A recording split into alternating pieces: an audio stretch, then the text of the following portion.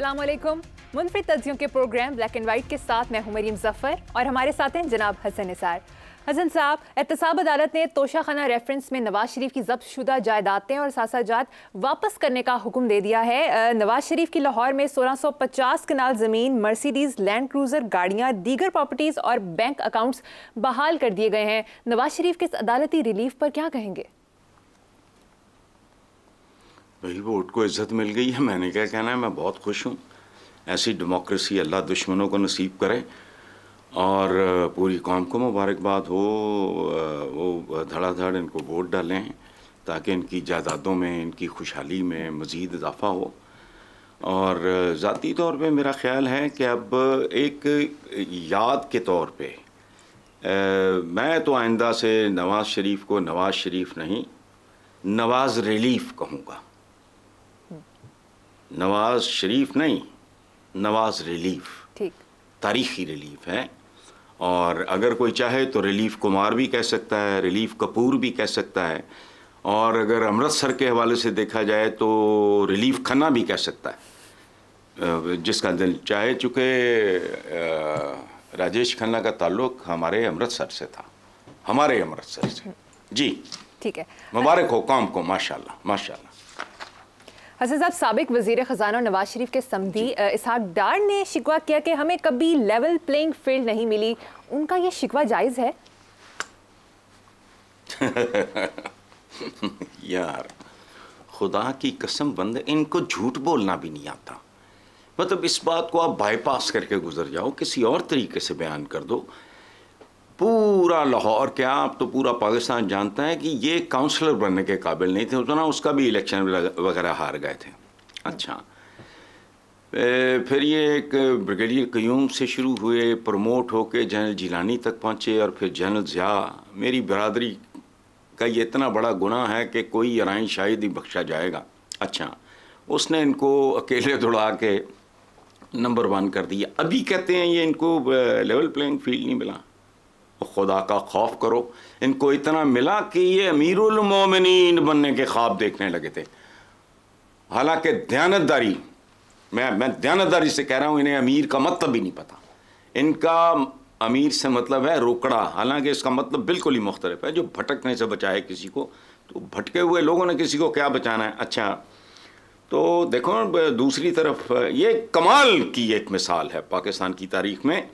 जरदारी बहरहाल ruling family, चूँकि सरदार हैं जरदारियों के। अच्छा, भुट्टो का देखो, सर शाहनवाज भुट्टो, ये वो सारा एक लेगेसी है। अच्छा, तो मैं कभी कभी सोचता हूँ कि अगर कोई वली अल्लाह या अल्लाह का कोई लाडला या कोई फरिश्ता आके बाबाए कौम कायद आज़म मोहम्मद अली जिन्ना के सामने नक्शा रखता पाकिस्तान का और कहता है कि हुजूर पाकिस्तान पे ये ख़ानदान हाल मुकीम जाती उम्रा अमृतसर, ये लोग, और ये तकरीबन 40 साल तो ज़रूर खाएगा पाकिस्तान के, तो मेरा ख़्याल है कायद आज़म सोच में पड़ जाते। फिर क्या फ़ैसला करते मैं नहीं जानता। यकीनन। चलो हसन साहब, दूसरी तरफ बिलावल भुट्टो का कहना है कि जब तक नून लीग का वोट को इज्जत दो का बयानिया था हम उनके साथ थे, जब से नून लीग ने बयानिया बदला है हमारा उनके साथ चलना मुश्किल हो गया है। सच्ची बात यह है, बात करनी चाहिए मेरिट पे। बिलावल ने रोंदी मारी है, डंडी मारी है, झूठ बोला है, क्योंकि इस हमाम में, इस जमहूरी हमाम में सब नंगे हैं। वजह, क्योंकि अगर नवाज शरीफ ने आज तक जो कुछ कहा उनमें से कुछ भी नहीं किया, तो भाई बरखुरदार बिलावल, आपका रोटी कपड़ा मकान कहाँ है? रोटी का अंजाम देख लिया, लाइनों में मर रहे हैं लोग। अच्छा, कपड़ा लंडे का, आपका कल का ही एक सवाल था कि लोगों की पहुंच से लंडे का कपड़ा भी निकल गया है। ये तो हो गया रोटी और कपड़ा, रह गया मकान। तो लोग पुलों के नीचे सोते हैं। एक ज़माने में, कल की बात है, चाबुर्जी में लोग रात को, मज़दूर लोग जो इधर उधर काम करने आते हैं, रात को उधर ठिठरे होते थे, सर्दियों में भी उनका हाल बुरा। अच्छा, ये सब एक ही थैली के चट्टे बट्टे हैं। और मेरी दरख्वास्त है अपने व्यूअर से, लफ्ज़ बट्टे पर गौर करें। ये सब नत्था Singh and Prem Singh, one and the same thing. Hero और विलेन में फिल्मों में क्या फर्क होता है? पसंद दोनों एक ही लड़की को कर रहे होते हैं, एक उसको गाने सुना के पटाता है, दूसरा उन्हें चौक के ला जाता है, और की फर्क है? They are the same. So Bilawal ने ज्यादती की है, यहां मैं नवाज शरीफ का मुकम्मल दिफा करूंगा। सभी एक जैसे, किसी का टोल लग जाता है, किसी का टोल नहीं लगता, किसी का पूरा लग जाता है, किसी का आधा लग जाता है। अब कल क्या बनेगा, ये चूचू का मुरब्बा क्या होगा, ये खिचड़ी क्या तैयार होगी, मुझे नहीं पता। साहब, दूसरी तरफ नून लीग की मरियम औरंगजेब ने पीपल्स पार्टी को निशाने पर रखते हुए कहा है कि लेवल प्लेइंग फील्ड का रोना रोने वाले फील्ड में आए। जवाबन इस पर पीपल्स पार्टी के फैसल करीम कुंडी ने कहा है कि हम लेवल प्लेइंग फील्ड की बात करते हैं, नून लीग वाले इसे एवन फील्ड समझते हुए चीखना चिल्लाना शुरू कर देते हैं। यार बात सुने, कुंडी साहब ने इतना खूबसूरत जवाब दिया है, इतना प्यारा जवाब दिया है कि मैं उनके लिए दुआ ही कर सकता हूँ। ये एवन फील्ड, ये बेसिकली ये सारी की सारी कम्युनिटी, इसमें एक्सेप्शंस होंगी, लेकिन याद रखना बुनियादी तौर पे ये सारा एवन फील्ड माफिया है इस मुल्क में। अब वो क्या होगा उसको छोड़े, मुझे पता नहीं क्यों कराहत भी नहीं आती, हमें रोज एक ही तरह की बातें करते हैं। लेकिन चलें आप जी। ठीक है हसन साहब, आगे चलते हैं। निगरान वज़ीर आज़म अनवारुल हक काकड़ ने ECO के इजलास से खिताब करते हुए कहा कि हज़रत मूसा के पैरोकार होने का दावेदार इसराइल फ़िरौन के नक्शे कदम पर चलते हुए फ़लस्तीन में बच्चों को कत्ल कर रहा है। देखो मरियम, हम कहते हैं, खलील जबरान का एक बड़ा खूबसूरत कौल है कि जब किसी पे उंगली उठाते हो तो गौर करो तुम्हारे हाथ की बाकी उंगलियां खुद तुम्हारी तरफ उठी होती हैं। अच्छा, वो क्या कर रहे हैं, वो जाहिर है अफसोसनाक है कि, लेकिन हम भी जिनके नाम लेते हैं, हम उनकी हिदायत पे कितना अमल करते हैं, एक बात ठीक है। और बेसिकली ये सिर्फ मुसलमानों का ही मसला नहीं, दुनिया के तमाम मज़ाहिब, ये जो गौतम बुद्ध को मानने वाले लोग थे, इन्होंने मुसलमानों के साथ क्या किया म्यांमार में? इनको तो हुक्म है कीड़ा भी ना मारो, ये मुसलमानों का कत्ल करते रहे। एक बात, मिसाल वज़ीर आज़म साहब ने बस ऐसी रबा रबी में दे दी है। फ़िरौन तो मुल्क था, एथीस्ट था, ये तो उनसे बदतर हैं। अब पूछो वो क्यों? ये अहले किताब हैं और फिर भी दरिंदे बने हुए हैं। सुनो, एक शेर है बड़ा मशहूर, कत्ले तिफला की मुनादी हो रही है शहर में, मां मुझे भी मिस्ले मूसा तू बहा दे नहर में। वाह वाह। कत्ले तिफला की मुनादी हो रही है शहर में, मां मुझे भी मिस्ले मूसा तू बहा दे नहर में। हर फिरौन के लिए एक मूसा होता है। देर सवेर इंसान की औकात कोई नहीं, बड़ी उम्र कितनी होगी, 60, 70, 80, 90 साल, बस फिरौन के तमाशे देख चुकी है दुनिया, अब भी नजर आएंगे। फिरौन भी बच्चों का कातिल था, महदूद पैमाने पे। ये उससे बड़े कातिल हैं। फिरौन तो इसके सामने बेचता ही कुछ नहीं, ये तो मुनाफिक हैं। देखो बात सुनो, एक आदमी है वो बिलीव ही नहीं करता, मुल्लिद है, एथीस्ट है, नॉन बिलीवर है, भाई ठीक है, फिर लगे रहो। लेकिन कहना कुछ और करना कुछ, इसका इत्तलाक मुझ पे भी होता है मरियम, आप पे भी होता है, हमारे सुनने वालों को भी होता है। बस इससे ज्यादा नहीं, ज्यादा बोलूंगा तो फिर बोलेंगे कि बोलता है। हाँ जी, आगे अगली खबर पे चलते हैं हसन साहब। निगरान वज़ीर आज़म अनवारुल हक काकड़ ने अफगान हुकूमत को तनबीह की है, TTP कहानी ख़त्म, अफगानिस्तान दहशतगर्द हमारे हवाले करे, खुदकुश हमलों में अफगान शहरी शामिल हैं, बदअमनी फैलाने में गैर कानूनी तारकीन वतन का भयानक किरदार है, तारकीन वतन से मुतालिक पॉलिसी में रुकावट नहीं आने देंगे। नून लीग का मौक़िफ़ है कि निगरान हुकूमत के पास तारकीन वतन पॉलिसी बनाने का मैंडेट नहीं है, जबकि मौलाना फजल रहमान का कहना है कि अफगान मुहाजिरीन का मसला कमीशन बनाकर हल किया जाए। क्या कहेंगे? इन सब लोगों की बातें सुन के मुझे एक घिसा पिटा मुहावरा याद आ रहा है कि जो थप्पड़ या मुक्का लड़ाई के बाद याद आए उसे अपने मुंह पे मारो। ये काकड़ साहब बेचारे, ये तो हम ही गेस्ट आर्टिस्ट हैं, इनका तो छोड़ो, बाकी ये जितने लोग हैं ये पाकिस्तान की सियासत को कब से चिमटे हुए हैं। जब ये बरादर बरादर की माला जप रहे थे, मैं तस्बीह नहीं कह रहा, माला जप रहे थे, तब क्या था? तब किसी को अकल नहीं आई। और उस वक्त भी मरियम बेशुमार लोग ये कहते थे होश करो, अकल करो। अच्छा, अब ये कह रहे हैं ये मैंडेटों और कमिश्नरों ने हमारी कमर तोड़ दी है, इस कौम को बेच के रख दिया है, इनको वो दो जो ये डिजर्व करते हैं। और जो ये डिजर्व करते हैं इस मुल्क का हुक्मरान तबका मुझसे करोड़ों गुना बेहतर जानता है। बात सुनो, खैरपुर के हाल ही में एक नौजवान ने गैर कानूनी तौर पे पाकिस्तान में मुकीम लोगों के इनखला की हिमायत में सोशल मीडिया पे पोस्ट कर दी। कुछ अफगान शहरियों ने इस नौजवान के घर पे हमला कर दिया, और खैरपुर पाकिस्तान में होता है, और उसने पाकिस्तान की खैर मांगी थी। सो इन मैंडेटों और कमिश्नों से बचो, वो करो जो करना चाहिए, और ख्वाबों की दुनिया से बाहर निकलो। सारे जहां का हमारा ये नवाज शरीफ, अब मैं ये बात कर रहा हूं, को चैलेंज करे, इसके इश्तिहार छपते थे क्या अखबारों में, फ्रंट पेज पे क्या छापता था? वो पीपल्स पार्टी को इनडायरेक्टली ताना देता था। क्या इश्तिहार था? तुमने ढाका दिया, हमने काबुल लिया, ले काबुल होना। कोई किसी को शर्म हया आती नहीं, ना किसी का माजी याद है, ना किसी का कोई मकरू चेहरा याद है। डंग टपाऊ से काम करते हैं, छितर पड़ते हैं तो बस फिर सीधे होते हैं, जुतियां भी खांदे, गंडे भी खांदे। हमारी तारीख है। मैंने कल आपके प्रोग्राम में कहा है, लाउड स्पीकर हराम, फलां हराम, फलां हराम, फलां हराम। आज सब सारा कुछ ये लाल हो गया यार। ये पाकिस्तान के मुसलमानों की बच्चियां कैट वॉक करती हैं। मैं सेकुलर सा आदमी हूं भाई, मैं को मौलवी मुल्ला तबलीगी नहीं हूं, मुझे तकलीफ होती। जलवे बखेर रही हैं, ये टीवी पे होता है। आओ, मैं गलत कह रहा हूं, आपको नहीं पता। नीम बरहना, अजीब अजीब किस्म के लिबास पहन के कमेंट्री चल रही है, और क्या करिए, वो जलवे बखेर रही है। कौन, किसकी वारिस जलवे बखेर रही है?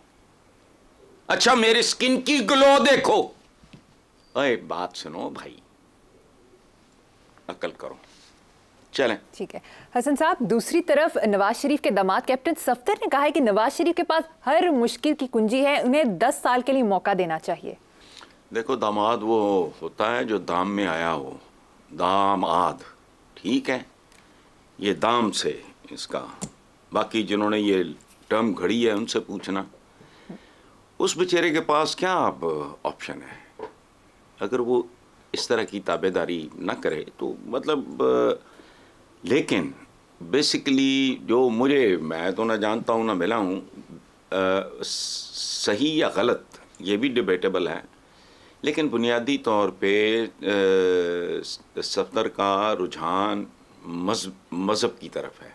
वो अपनी अपनी इंटरप्रिटेशन होती है, अपना अपना अंदाज़ होता है, अपना अपना प्रैक्टिस होता है। लेकिन उसको इतना ज़रूर सोचना चाहिए था कि अगर नवाज शरीफ के पास हर मुश्किल की कुंजी है तो फिर अल्लाह माफ़ करे, ये तो मुश्किल कुशा है। नवाज शरीफ मुश्किल कुशा कैसा है? बस उसने ये बकौल आपके, मैंने नहीं पढ़ा कहीं, हर मुश्किल की कुंजी है जिसके पास, वो तो मुश्किल कुशा है। वाह, इसको भेजो गजा में, गजा में भेजो इसको, वहां मुश्किल कुशाई करे। सुभान अल्लाह, क्या खूब बात की हसन साहब। सामान 100 बरस का है, पल की खबर नहीं। हाँ, चलें। लेकिन सीनियर सियासतदान जावेद हाशमी ने कहा है कि नवाज शहबाज को दोबारा वजीर-आज़म नहीं देख रहा। नून लीग का लाहौर जलसा गेम चेंजर साबित नहीं हुआ। यार, पहली बात तो ये सीनियर का लफ्ज़ इस्तेमाल न किया करो। मैंने कई लोगों को कहा है, मैंने 2-3 चैनल्स पे ये बात की, यार सीनियर क्या होता है? हम जैसे जो लोग होते हैं वो कोई सीनियर मीनियर नहीं होते। जवानी में टाइम पे मौत ना आ गई, पड़े पड़े सीनियर हो गए, तोरी पई पई लंबी हो गई, वो खत्म। सीनियर, और सीनियर वो होता है जो एक ही तजर्बे को सारी ज़िंदगी रिपीट ना करें, हम तो वो चवल किस्म के लोग हैं। एक ही बात, मतलब 100 साल की भी उम्र हो तो 100 साल की नहीं, वो होती चंद साल की है, उसी को बार बार रिपीट करते रहते हैं। सो ये अपना जावेद हाशमी अपना बड़ा प्यारा पुराना साथी है यूनिवर्सिटी डेज़ का, मेरे बचपन के टीन एज के मेरे क्लास वालों दोस्त, बहुत ही करीबी। हफीज़ खान का ये सेक्रेटरी इलेक्ट हुआ था, तो पुरानी जान पहचान है हमारी। मुँह फट आदमी है, अच्छा आदमी है, अक्ल का थोड़ा सा काटा है। मसलन मैं बड़ी नफ़रत करता था, अब भी करता हूँ, लायलपुर को बना दिया फैसलाबाद। तो एक ज़माने में इसने पता नहीं किसी जलसे में कहा कि देखो खुद तो वो पता नहीं बांग्लादेश का पता नहीं ये कहता है कि नहीं होना चाहिए, तो पता नहीं उल्टी सीधी बात ये इस तरह ही करता है। लेकिन इस मामले में जो बात की है जावेद हाशमी ने 100% दुरुस्त है, और दुरुस्त इसलिए है कि ये ज़बान ज़द आम है।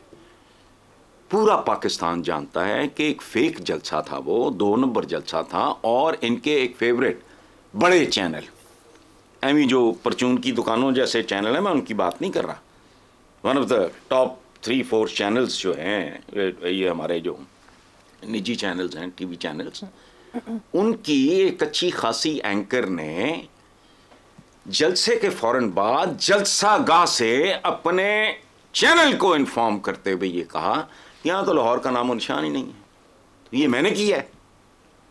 जावेद हाशमी अगर कह रहा है, वो पूरी दुनिया इस जलसे की असली औकात से वाकिफ़ है, कुछ भी नहीं, वो तो ब्लफ था। ठीक। उस ब्लफ का एक आध फायदा हो सकता है कि हमारा जलसा नहीं बहुत बड़ा था, हालांकि आपको भी पता है, मुझे भी पता है, कुछ भी नहीं था वो। ये तैयारी, ये भी रिलीफ है। ठीक है हसन साहब, ये भी नवाज रिलीफ का। हाँ, आगे चलते हैं। हसन साहब, सेनेटर मुशाहिद हुसैन ने कहा है कि नवाज शरीफ के लिए चौथी बार वजीर आजम बनना बड़ा बोरिंग होगा, वो खुद सदर बने और शहबाज शरीफ वजीर आजम। ये पता नहीं उसने जुगत मारी है। मुशाहिद पाकिस्तान के चंद पढ़े लिखे सियासतदानों में से है, जानता है मामलात को, समझता है, पढ़ा लिखा, जेनुअनली पढ़ा लिखा आदमी है। लेकिन यहाँ वो थोड़ा बोंगी मार गया है मुशाहिद। ये उसने बोरिंग और मानों में इस्तेमाल किया। एक होता है ज़मीन वाला बोर, बोरिंग, ड्रिलिंग, पानी निकालने के लिए, तेल निकालने के लिए, डीप ड्रिलिंग होती है समुद्रों में तेल निकालने के लिए। तो ये जो इसने कहा ना बोरिंग होगा, इनके लिए बोरिंग नहीं है। इस बोरिंग से डॉलर्स निकलते हैं, पाउंड्स निकलते हैं, रोकड़ा निकलता है, जायदादां निकल दिया ने, एवन फील्ड निकलते हैं। ये बोरिंग, और ये बोरिंग या तो मुशाहिद हुसैन ने, एक होता है ना कि ये बड़ा खुफिया किस्म की, मलफूफ, खुफिया नहीं कहना चाहिए, मलफूफ किस्म की तंज की है। तो मुशाहिद को पता होगा बहुत, या ये बहुत ही आर्टिस्टिक अंदाज में उसने हिट किया है या कुछ प्रिडिक्ट किया है, मैं नहीं कह सकता, क्योंकि बंदा वो इतना पढ़ा लिखा है, इतनी बोंगी मार नहीं सकता। लेकिन बोरिंग का एक ही मतलब है, ओ भाई मुशाहिद साहब तो नहीं पता, हिस्सा रहे हो सारे धंधे का, मुझसे ज़्यादा जानते हो। ठीक है हसन साहब, मुझे यहाँ पर एक छोटी सी ब्रेक लेनी है, देखते रहिए black and white. Welcome back. Hasan sahab, Noon league के सीनियर रहनुमा और साबिक वज़ीर-ए-आज़म शाहिद खाकान अब्बासी ने एतराफ़ किया है कि पीडीएम में जाना गलती थी और इलेक्शन से कोई फ़ायदा नहीं होगा।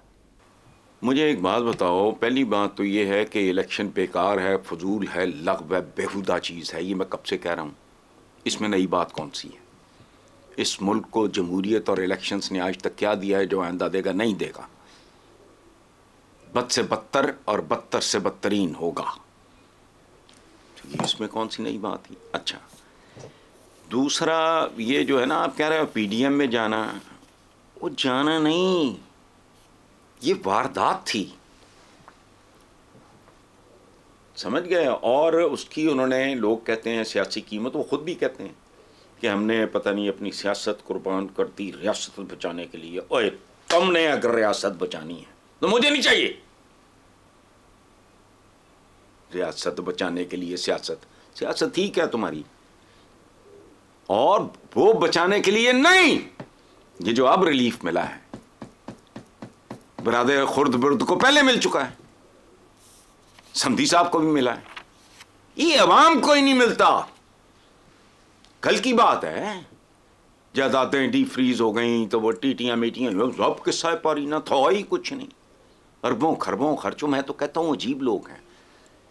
अगर ये इतने मासूम पाक साफ और ये वो दामन नचोड़ दें तो फरिश्ते वजू करें, तो जो जो इन्वॉल्व है उनको फांसियां दो, उन्हें फायरिंग स्क्वाड के आगे खड़ा करो। ये जुल्म है। तुम लोगों की नस्लें जलील कर देते हो। जो बंदा करप्शन के चक्कर में इन्वॉल्व होता है, ये होता है, वो आज नहीं कल नहीं तो परसों उनके तो पोतों पड़पोतों को लोग गालियां देंगे, किन किन की औलाद हो। जो बंदा किसी मुल्क की इकॉनमी खा जाए वो काबिल माफ़ी है। आज बच भी जाएगा, कल औलादों को लोग ताने देंगे कि तुम कौन हो। तो जिन लोगों ने इन मासूमों के साथ ये किया है वो बाहर लगाओ। अवाम का अरबों रुपया लग जाता है। जो मैं कल बात कर रहा था कि वो जो गोगी बेगम जो कर गई है, बिल्कुल पकड़ो जाओ और अवाम को ये भी बताओ कि किन किन लोगों ने वो खराज अदा किया था शहजादी गोगी को, कौन कौन सी नौकरियों के लिए कितना कितना पैसा दिया गया, और फिर उनको भी लाओ। यहां काम देखो, जितना इनको सूट करता है ये उतना ही इंसाफ करते हैं, जिसे कहते हैं ना, मतलब क्रॉस द बोर्ड, पूरी बात वो कौन करता है। सो ये इसने बिल्कुल शायद काका अब्बासी ने ठीक कहा, लेकिन इसका एक हिस्सा है, उस पर तो गौर करो ना। पीडीएम में जाने के देखो दौलत बच गई, सियासत के लिए जोड़ तोड़ जारी है। यानी एक शय जो सियासत के जरिए नहीं आ सकती थी वो वारदात के जरिए आ गई। अरबों रुपया इनका महफूज हो गया, क्लीन चिट मिल गई। अब सियासत है वो जोड़ तोड़ है, पाकिस्तान है, ये तेरा पाकिस्तान है, ये मेरा पाकिस्तान है। लेकिन हसन साहब, नैब के शहजाद अकबर ने भी इस पर बड़ा काम किया था। वो जड़ा है ना जी, वो की नाम सी ओदा, हाँ शहजाद अकबर, वो अजीब बिस्तर बंद टाइप चीज़ थी। संजीदा काम करने वाले इस तरह बैठ के बुड़ नहीं किया करते, वो खामोशी से अपना काम करते हैं। मुझे उस वक्त भी ये बंदा, मैं क्या जा चुका है उसके बारे में क्या बात करनी। और बात सुनो, पीडीएम का बहरहाल इन अ वे फ़ायदा भी हुआ कौम को कि जो निस्बतन जिनको पहले सीरियसली लिया जाता था वो कायदीन भी अब कॉमेडियंस लगते हैं। बेशक, नाम क्या लेने, वो जलीलो खार हुए, लेकिन इसका फ़ायदा नून लीगियों को ज़रूर पहुंचा है, नून लीगी लीडरशिप को। और किसी को हुआ हो ना हुआ हो मैं नहीं जानता। उस रिलीफ की अब आखिरी किस्त आ गई है ना जी, नवाज रिलीफ को खत्म। ये छोटा इनाम है पीडीएम का, यानी खुलकर एक्सपोज हो गए। आगे चलते हैं साहब। चीफ जस्टिस काजी फाइज ईसा ने केस की समाअत के दौरान पीएमडीसी के वकील हाफिज अरफात अहमद से पूछा कि आप अपने नाम के साथ हाफिज क्यों लिखते हैं? आपने हिफ्स लोगों को बताने के लिए किया है या अपने ईमान के लिए?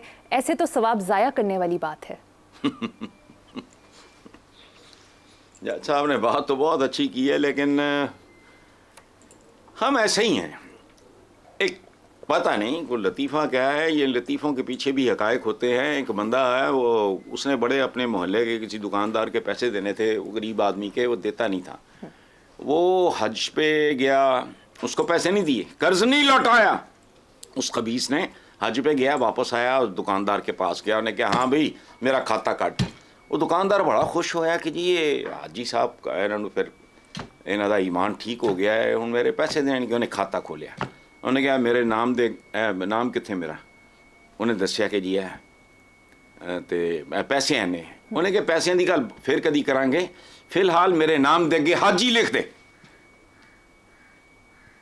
समझ आई बात? 2 हज कर लेंगे, अल हाज। मैंने इस मुल्क के एक बड़े नामवर आदमी को बेलीपुर हमारे फार्म हाउस गया, मैंने कहा यार 2-3 महीने से गायब हो। मुझे कहते हैं कि हमें बुलावा आ गया था। मैं नाम भी ले सकता हूँ, दोस्त भी हैं मेरे, प्यारे आदमी हैं, अच्छे आदमी। मैंने कहा बुलावा नहीं, तुम जैसों की पेशियाँ होती हैं, जराइम पेशा लोगों की पेशियाँ होती हैं, ये उनको बुलावे समझते हैं। अब ये हमारी ट्रेडिशन है। देखना वो है कि जब लोग नमाज पढ़ने वाला जो पंजगाना नमाज वो अपने साथ नमाजी लिखें, नमाजी हसन निसार। देखो मैं तो हज अफोर्ड नहीं कर सकता, अगर तो मैं नमाजी, अगर मैं नमाज पढ़ रहा हूँ तो हालांकि ये हिफ्ज़ कुरान की एक तारीख है।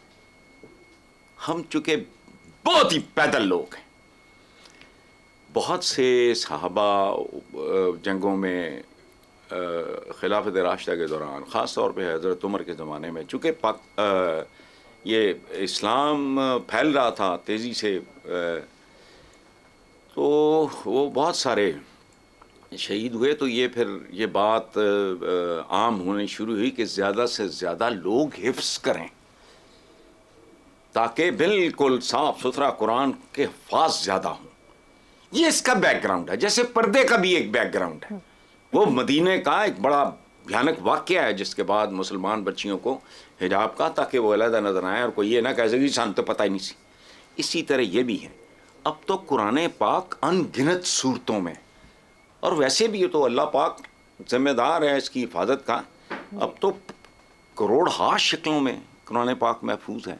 लेकिन अच्छी बात है अगर आप करते हो। लेकिन ये जो बात जज साहब ने की है ना, कि ईमान के लिए है कि लोगों को बताने के लिए है, भाई रलिया मिलिया ही है, दीन और दुनिया को साथ लेके चलते हैं माशाल्लाह। जी बहुत खूब। हसन साहब, नैब तरामीम केस में जस्टिस मंसूर अली शाह ने इख्तलाफी नोट में लिखा है कि फौजी अफसरान और जजों पर भी नैब कानून का इतलाक होना चाहिए। इसमें क्या है, मतलब क्या फौजी अफसरान और जजों पर भी क्यों, ये आसमान से उतरे होते हैं? देखो इंसान बड़ी, जाओ जाके कभी, मैं गया हूँ ताजमहल, कोई फातिहा शातिहा नहीं पढ़ रहा होता, सैयाह होते हैं। एक तारीखी मकाम, एक उसका जो साइट सीइंग कह लो या जो भी कह लो, वो इस काम के लिए आए होते हैं। जाओ जाके जहांगीर के मकबरे पे, उधर डेटा मार देने, उधर पिकनिक मना देने जाओ। नूरुद्दीन जहांगीर औकात होंगे ओ भाई, वो कोई जज हो या फौजी हो, कोई और तरीके से पैदा हुआ होता है, कोई दरख्तों पे उगता है, या उसको मौत कोई और तरीके से आती है? कुछ भी नहीं, वही कब्र होती है, वही मिट्टी होती है, वही एक लोहे मज़ार देख के जी दंग रह गया, हर एक सर के साथ फ़कत संग रह गया, कुछ भी नहीं। मैंने कल कहा था ना, कभी गौर से देखना अल्लामा इकबाल की कब्र पे, सरकारी को फूद को बाहर से आ जाए, को अंदर से चला जाए, चादर चढ़ा दी, फूल चढ़ा दिए, बाकी हमने नहीं देखा, नहीं होता। ये और कहानी है, बुल्ले शाह सी मरना नहीं, गोर पे आ कोई और। ये जन के रौनकें रहती हैं, वो और तरह के लोग होते हैं, वो जज जर्नैल जर्नलिस्ट ब्यूरोक्रेट नहीं होते, वो और दुनिया के लोग होते हैं, और उन्हें उनकी ज़रूरत ही नहीं होती। तो अगर, और ख़ास तौर पे अगर जज साहब ने कहा है, वो इसमें क्या हैरानी वाली बात कौन सी? नाम तो रखा हुआ इस्लामी जमहूरिया, ना जमहूरियत ना इस्लाम, लेकिन बहरहाल दबी रखो जब तक दब सकते हो। जी ठीक है सर, प्रोग्राम में शामिल करेंगे, एक ब्रेक, हमारे साथ रहिएगा। Welcome back. हसन साहब, आपका एक सोशल मीडिया पर क्लिप वायरल है, आप इस मुल्क को छोड़कर क्यों जाना चाहते हैं? यार ये अजीब सी बात है, अब से नहीं है मेरी ये कैफियत। मैं ज़हनी तौर पे मैं तो कह भी चुका हूँ, धोबी का कुत्ता घर का ना घाट का, रहने को दिल नहीं करता, छोड़ने को दिल नहीं करता, मैं समझ नहीं आ रही। लेकिन बुनियादी तौर पे देखो, ये दिन ब दिन ये मुल्क छोड़ जाने की वजूहात में इजाफा हो रहा है। अच्छा। और मैं हूँ या मेरे जैसे मेरे एज ग्रुप के लोग, हम हैं अब कब्र के केस। कल रात भी सारी मेरा वो ब्लड प्रेशर का बहुत भयानक सूरत हाल, मुझे रश्क आता है अमजद इस्लाम अमजद पे, सोया सोए अब दी नींद सो गया। बट हम तो ये केस हैं, मैं बाहर जाए कड़ी तोप चलानी, मैं अपने बच्चों को, I don't want my children to live in this country, finished. और बात सुनो, हमारे ही प्रोग्राम में, वो आशा बख्श के प्रोग्राम की मैं बात कर रहा हूँ, वो भी हमारा ही है। ये एयर वाइस मार्शल शहजाद होते हैं, मैं उनका बड़ा प्यार मोहब्बत है मेरा उनके साथ। उन्होंने एक बात की, मुझे सुकून मिला। बात क्या की उन्होंने, पता नहीं किस हवाले से बात की कि ये कैसा लॉ एंड ऑर्डर क्या मुल्क है, बच्चे घर से बाहर हों तो जब तक आ ना जाए माँ बाप बेकरार रहते हैं। बेशक। तो मैंने दिल में अल्लाह का शुक्र अदा किया कि परवरदिगार, अच्छा मैं कल्ला ही पागल नहीं है।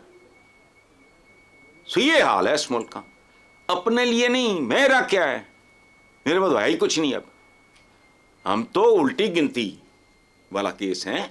बच्चों के लिए सोचता हूँ यार, कोई इंसानी समाज हो, कोई इंसानी माशरा हो, यहाँ कोई इंसानों वाली बात ही कोई नहीं है। सच्ची बात है कि जिसको बुरी लगे अच्छी लगे। ताज़ा तरीन बात जिसने मेरा जख्म चीर दिए सारे, राजा मुनव्वर हैं एक साहब, लोग टूट के मोहब्बत करते हैं। वो समाजी सियासी आदमी नहीं है, समाजी कारकुन, बैकग्राउंड उनका जमात इस्लामी का, पूरी जिंदगी उस आदमी ने वक्फ की लोगों के लिए, कख नहीं अपना, लोगों के लिए। अच्छा, ये जो मुस्लिम टाउन लाहौर में लोगों के लिए, अवाम के लिए कम्युनिटी सेंटर बनवाया उस आदमी ने, आंखों में आंसू उसके, दर दर फिर रहा है। कम्युनिटी सेंटर पे कब्जा कौन कर रहा है? एलडीए। और करके वहां सफाई को करने वाली कंपनी को पता नहीं वो किराए पे दे रहे हैं। अच्छा, वो मेरे पास मुस्लिम टाउन के भी कुछ लोग आए। मैंने कहा जी मैं राजा मुनव्वर साहब मेरे भाइयों की तरह हैं, मैं जानता हूँ ये सारा केस। वो धक्के खाता फिर रहा है। वो भाई, जहां अब सरकार कब्जा ग्रुप बन जाए, देखो बात सुनो, आखिरी बात सुन लो, ठीक है। मैं कुछ अर्सा पहले मोहतरमा ताहिरा सैयद तशरीफ़ लाई, तो मैंने बातों बातों में कहा, माई डॉटर मोहम्मदा भी बैठी थी, तो मैं को बातों बातों में को बात हुई। मैंने कहा मेरे बच्चों ने आज तक ना मॉल रोड या ये नहीं देखा दुखा कुछ। वो मेरे पीछे पड़ गई कि अब तो मैंने कहा कि बात तो आप ठीक कह रही हैं तारा बीबी, लेकिन मैं क्या करूं? मेरे तो बच्चे कॉलेज स्कूल यूनिवर्सिटी भी जाएं अगर, हमेशा से जान टंगी रहती हो। को बात है यार, लोगों के बच्चे पैदल जाते हैं, बसें, इतना कख भी नहीं। डंगर जो लतीफ़ा मैंने सुना है, पूछ लो, सर्वे करा लो। मुल्तान रोड पे जब ये हमारे तबलीगी भाई निकली हैं, तो वो उनकी ट्रैफिक का सूरत हाल क्या थी, and how they were behaving, और कितने लोग उसमें जख्मी हुए, जाओ जाके पता कर लो। मैं झूठ कह रहा हूं तो कोड़े मारो। कोड़ा भी मेरा, मैंने आगरा से खरीदा था, पड़ा है मेरे घर में, वो ले लेना। तो जगह रहने की मोहब्बत अपनी जगह, क्या करें अब, अपने लिए नहीं। And I am very serious about it. ये सोच रहा हूं कि बच्चों को यहां से, अल्लाह ना करे हसन साहब की इसकी नौबत आए। आगे चलते हैं। नहीं, मैं मरमरा गया, मैं बाहर नहीं जाना। मेरे माँ बाप की कब्रें हैं, पुरखों की कब्रें हमारी रह गई अमृतसर, जालंधर, लुधियाना में। मैं कैसे अपने माँ बाप की कब्रें छोड़ जाऊं? फंसा हुआ हूं, दिल नहीं करता। कोई चीज अपने ठिकाने पे है ही नहीं। आंख की जगह नाक लगे, नाक की जगह मुंह लगा है, मुंह की जगह कान है। एक डरावना बदसूरत चेहरा है। जी हसन साहब, इस मायूसी में कोई उम्मीद की किरण तो होगी ना? ओ यार बात सुनो, ये हम लोग जाहिल हैं।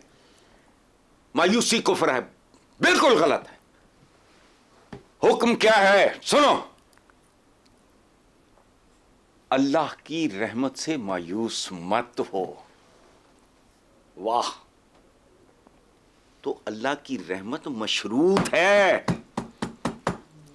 वरना बांग्लादेश पे कोई रहम नहीं, बगदाद पे कोई रहम नहीं। अल्लाह रहीम व करीम है। अल्लाह ने जन्नतें बनाई हैं, लेकिन जहन्नुम भी उसी का अल्लाह की रहमत से मशरूत, ये मशरूत होती है। अल्लाह की रहमत से मायूस मत हो, ना हो।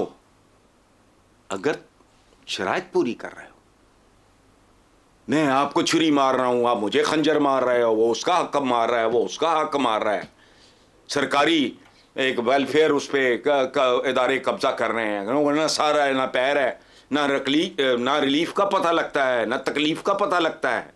कल के मौजर टके टोकरी फिर रहे होते हैं जेलों में ठुडे, किसी को कॉलर से पकड़ के घसीटा जा रहा होता है। ऐसे नवाज शरीफ के वाले में वो भी तकलीफ दे मंजर सी, चुक के उन्होंने डाले थे, सुटिया लग गए बेनजीर दे जमाने। क्या है यहाँ?